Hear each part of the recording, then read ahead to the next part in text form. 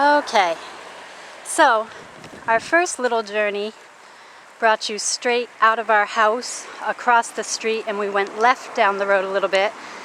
This time we reversed direction, so if you turned right out of our house and went down the road just a block or so, this is one area of interest. There's so many though. It's so beautiful here. And thank goodness for this breeze, because it is quite hot out today. But you may recognize this from the photographs that we took for the Understanding campaign. This is a monument site. There's a big bell here. In Okinawa, you see a lot of both Japanese and Chinese and Korean culture as well as American culture. So it's really not just, it's actually kind of sad because the actual Okinawan culture, we're now over the ocean, has really been blotted out largely by war and people fighting here. It's a nice little view of the ocean. I love these kind of statues. When you see the upturn here on the edge, that's usually more Chinese influenced, whereas the Japanese, the roofs are slanted straight down. Actually, I'll walk up here.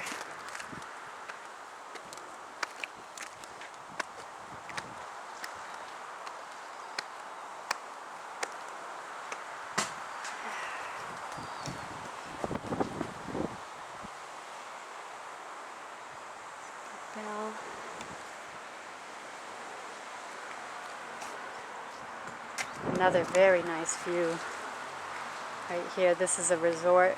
We're overlooking a resort area that was just built this summer. So you can see umbrellas and people sitting on the beach because it's a resort.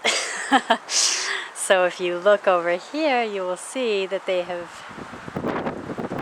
marked off, and underneath in between all those rocks is likely netting to keep the swimming area safe, so you can see people swimming there. Yeah, you wouldn't see that in front of our house. Not in a million years. Nor would you see bare feet. I feel like a spy.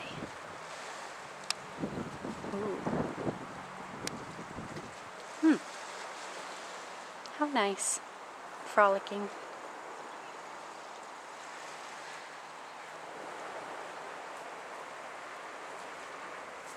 Okay.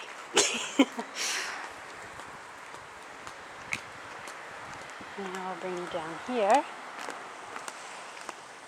and across.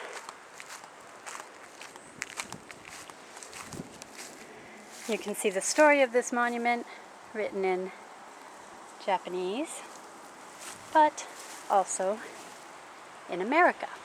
In American, sorry. So, let me see. Shall I read it to you? The background of this statue of Shiren Shorin. The aspirant and donor of this traveling image of the Shiren Shoin was Mr. Yahan Nemata, the founder of the blah blah blah, which is the world's largest manufacturer and sales of precision measuring tools and instruments. It's also the founder of Bukkyo Dendo Kyokai, which provides the book The Teaching of Buddha to the hotels throughout the world. Mr. Numata lived his life appreciating the Buddha's benevolence and wanted to share the ideals of the Buddha's teachings. He firmly believed the true peace could be brought about to perfecting human beings, and that this is the objective of Buddha's teaching. Let me see. The person who was affectionately called Old Man Numata in his later years was born the son of the Buddhist priest in Hiroshima. Hiroshima is a well-known area for its famous Akimanto, and he strived for spreading the Buddha Dharma throughout his life. His aspiration was like that of Shiren Shonin, who said in his poem, Such is the benevolence of Amida's great compassion that we must strive to return it, the ever-breaking point of our bodies. Such is the benevolence of the masters and the true teachers that we must endeavor to repay it, even to the bones becoming dust. And let me see, it goes on a bit anyhow, but this is who the statue is. Let me see.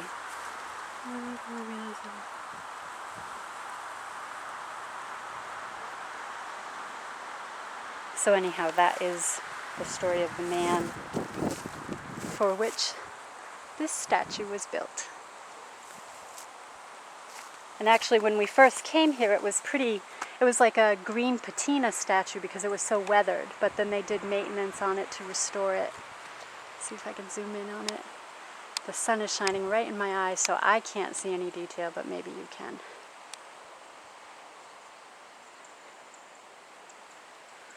Holy moly, sweatiness.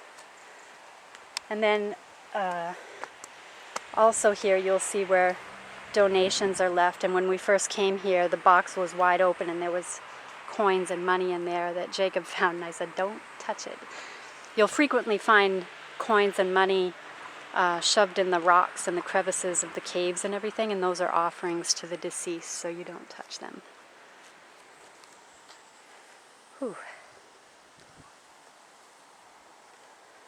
Okay, so now we're going to pause the movie again and bring you to the marina.